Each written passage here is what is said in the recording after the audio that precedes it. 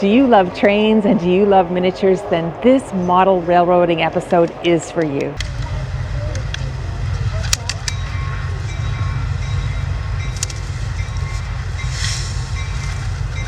When I got here, I really wasn't sure what to expect. I was curious, but I didn't know very much about model training. But there are so many people at these exhibits that want to help you and tell you more. And I had a chance to talk to a couple of them, Darcy and Doug, and you'll meet them later in the video.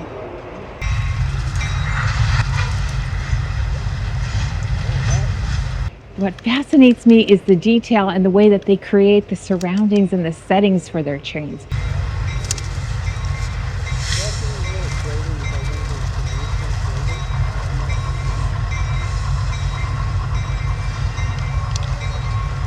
No matter what the gauge, and there are several different gauges of railroad here, there are such attention to detail in the settings. Some are authentic periods, some of them are futuristic, many of them are set in places that are far, far away from the Saskatchewan prairies. So interesting to see.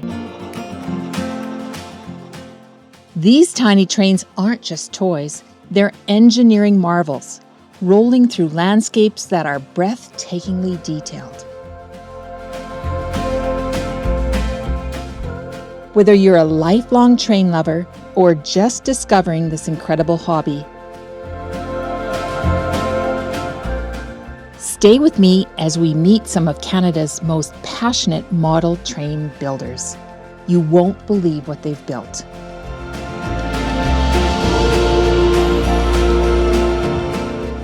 Model trains have been chugging along in Canada for over a century.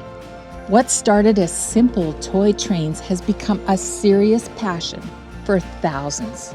Some build exact replicas of real railways, while others create entire worlds from their imagination. And the detail, it's next level.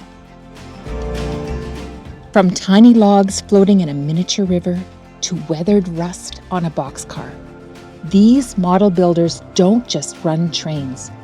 They tell stories. But what drives someone to spend hundreds, sometimes thousands of hours building these detailed layouts?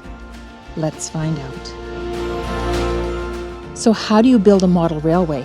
Well, first you start with the tracks, just like a real railway.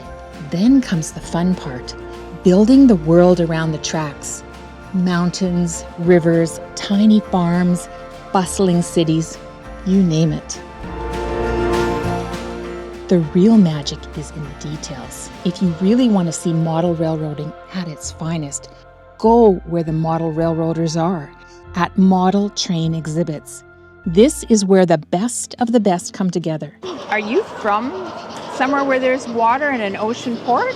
Well, no, we're from Regina, and there's not a lot of ocean around there. But we visited the Pacific Ocean quite a bit. This particular scene is actually patterned after a cannery scene that originally would have been 100 years ago in Monterey, California, on the western California coast there. The buildings are all built by hand. Some come from kit pieces and some come from just pieces of wood, basically, all painted and put together. Locomotive that you might see running around here is patterned after something that would have been approximately 1910 with passenger cars from that same era. There is a sound module in the locomotive, so you can actually hear it puffing away. And they're controlled by radio-controlled speed and direction. The little people you see there are all painted by hand, actually, and some of the wagons and so on are assembled from very small wood pieces. So a lot of detail work, but it's certainly fun doing. It's a great hobby. Time-consuming, but you get very absorbed when you're building things like this. Across Canada, clubs and exhibitions bring enthusiasts together to share their passion.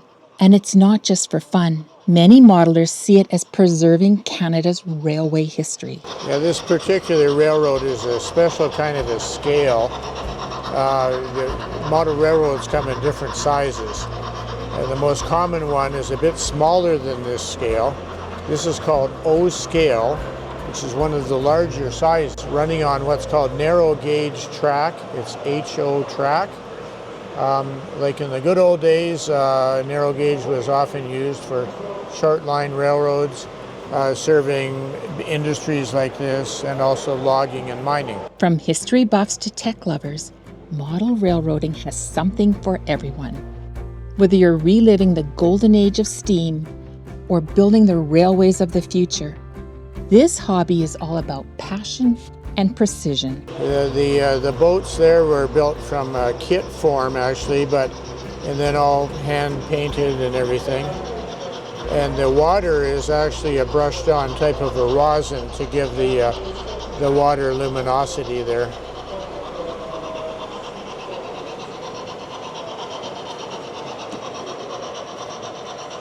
Wow, I'm super excited. Okay. Thank you.